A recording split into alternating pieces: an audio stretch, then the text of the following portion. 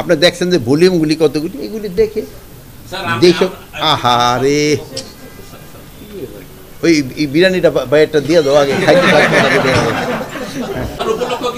উপলক্ষ আমাদেরও আজকে এই টাইমটা হয়তো অন্যান্য সময় কিন্তু ওই দুপুরে লাঞ্চ টাইমে করি না, এটা হয়ে গেছে লাঞ্চ টাইমে, এই জন্য এটা করা হয়েছে আপনার প্রত্যাবর্তনের জন্য। আচ্ছা আজকে যে নর্মালি আমরা প্রতি সপ্তাহে বসি ওইটার একটা সে মিটিং, কোর কমিটির মিটিং ছিল। হ্যাঁ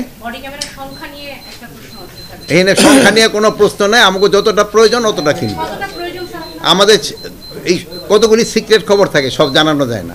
আমাদের এখানে কি হাতিয়ার আছে, কোন আছে তো এটা এই জানানো যায় না।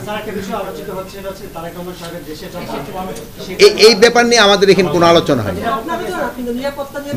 তাদের কারো কোনো এই বাংলাদেশে কারো কোনো নিরাপত্তার কোনো সংখ্যা নেই।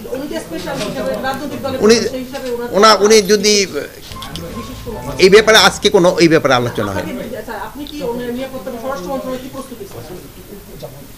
আমরা সবার জন্যই প্রস্তুত, স্বরাষ্ট্র মন্ত্রণালয় সবার জন্য প্রস্তুত আছে এবং স্পেশালি যাদের জন্য দরকার তাদের জন্য স্পেশাল যেটা দেওয়ার দরকার ওইটার জন্য আমরা প্রস্তুত আছি। এটা আমরা করছি, আপনার তো ছিল, আপনি চাইলে আপনার উদ্যম, আমি বলছিলাম না, আপনি তো চাইলেন না এখনো। আচ্ছা আরে শোনেন, এখন এলো কি সবার একটা স্টেটাস তো থাকে, ওই রকম একটা বলে না।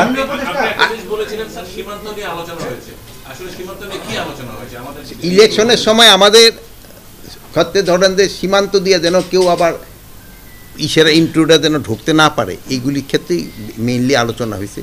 প্লাস আপনার ধরেন কোনো রকমের যেন উস্কানিমূলক ইথি যেন বাইরে থেকে যেন না, সেই এইসব ব্যাপারে আলোচনা। আরে এটা নিয়ে তো কোনো, এটা নিয়ে বহুবার বলছি, এক কথা বারবার না জিজ্ঞেস করে আজকে মিটিংয়ের কথা জিজ্ঞেস করি। হ্যাঁ ফোনে কি আড়ি পাতা, আপনি আড়ি পাচ্ছেন? যে সংস্থা অথরাইজ তারা আড়ি পাতবে, আর যার অথরাইজ না সে আড়ি পাতবে না।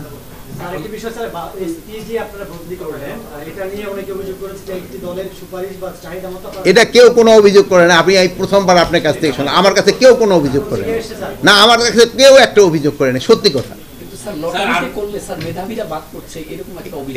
এই মেধাবীতে মানে এই পাবলিক সার্ভিস কমিশন তো মেধাবীদের নিয়ে সিলেক্ট করছে, কয় লাখ থেকে কয়জনকে সিলেক্ট করছে বলেন? তারা মেধাবী ছাড়া কেউ সিলেক্ট হইতে পারছে? মফস্বল আবার কি? মফস্বল কি? এখানে আমাদের হলো আইন শৃঙ্খলা পরিস্থিতির উপর নির্ভর করে। ঢাকাতে কোথায় মফস্বল থেকে নিয়ে আসছি বলেন? ঢাকাতে বললেন আপনি মফস্বল, আপনি বলেন ঢাকাতে কোথায় থেকে আনছি? আপনি তো ওইটা জানেন না।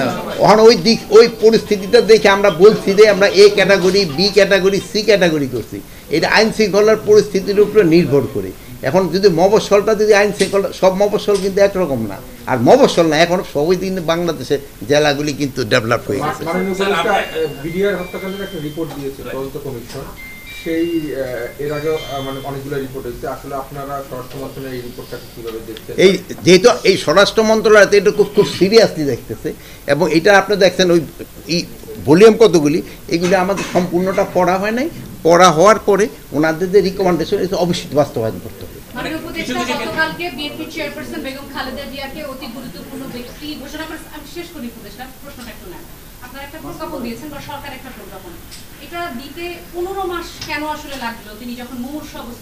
এটার ক্ষেত্রে আমি কিছু বলতে পারবো না, এই ক্ষেত্রে ওই যাদের এটা দেওয়ার তারা এটার ক্ষেত্রে বলতে পারবো।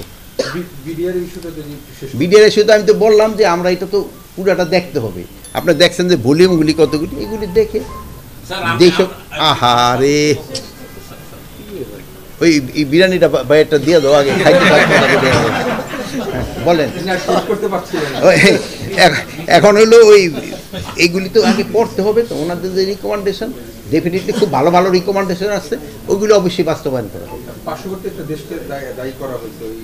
আমি এখন পর্যন্ত যেহেতু পুরাটা পড়ি নাই, এই জন্য আমি এইটার ব্যাপারে পুরো কমেন্ট করতে পারি না। না, এই খাওয়া ঠান্ডা হয়ে যাবে কেন?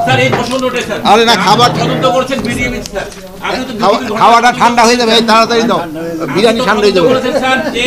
এটা তদন্ত কমিশনের রিপোর্ট যেটা দিল সেটা পার্থক্য দেখছেন, একটু বলে দেন।